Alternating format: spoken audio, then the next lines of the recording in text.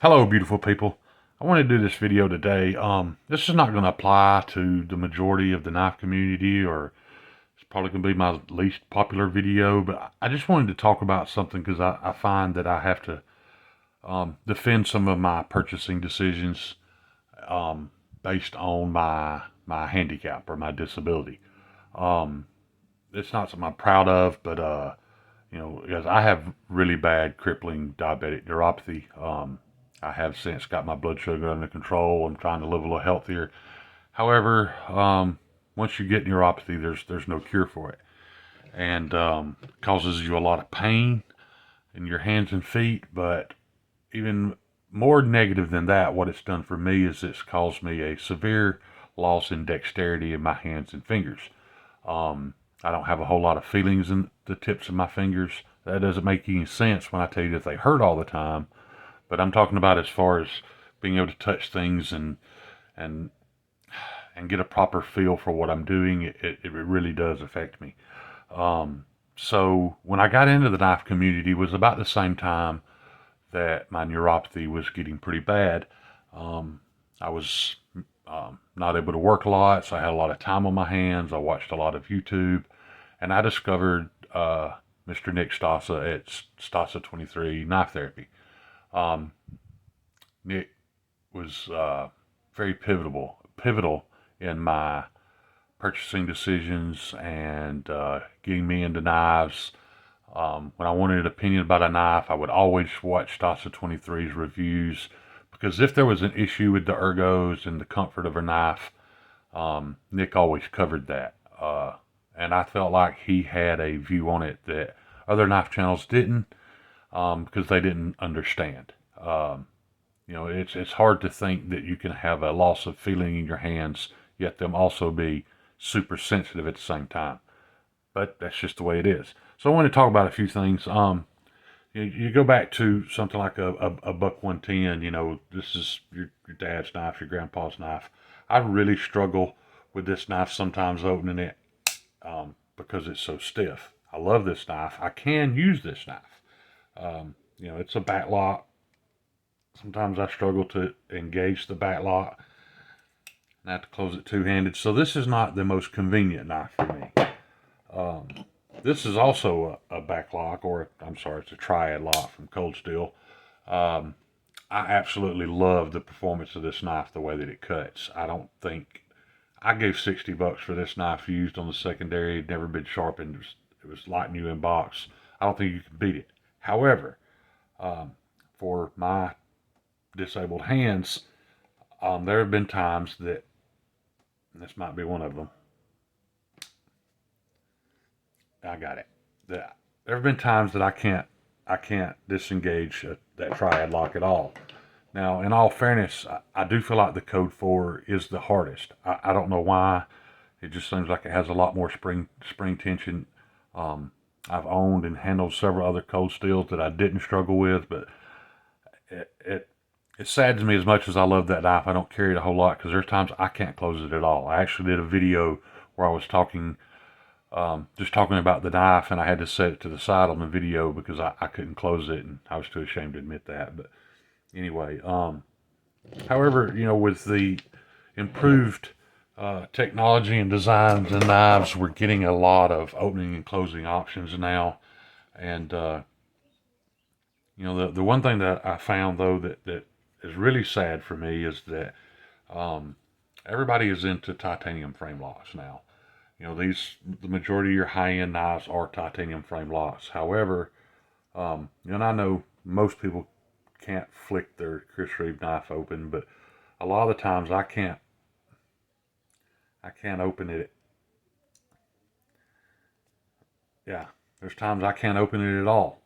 Um, because of my disability. I love this knife. I do believe it is the benchmark for every pocket knife ever made.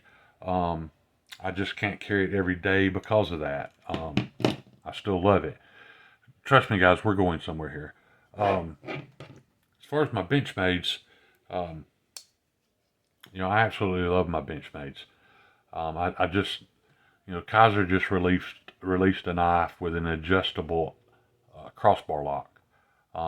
I'm reaching out to Justin at OCD for EDC, and thank you, Justin, for always innovating the knife world and coming up with ways to make things better for us. I'm going to find out if that can be done on a Benchmade. And all they did was they simply supplied you with more holes to put the Omega spring into to adjust the tension on the lock bar, because I struggle with that. I have to use both fingers.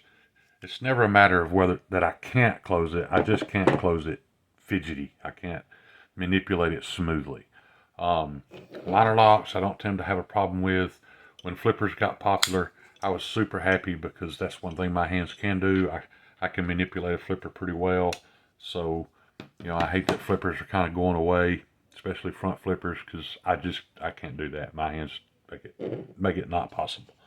The reason I mentioned Justin was because something that he did and something that he invented was an absolute game changer for me. The CME, or the Compression Made Easy by OCD for EDC,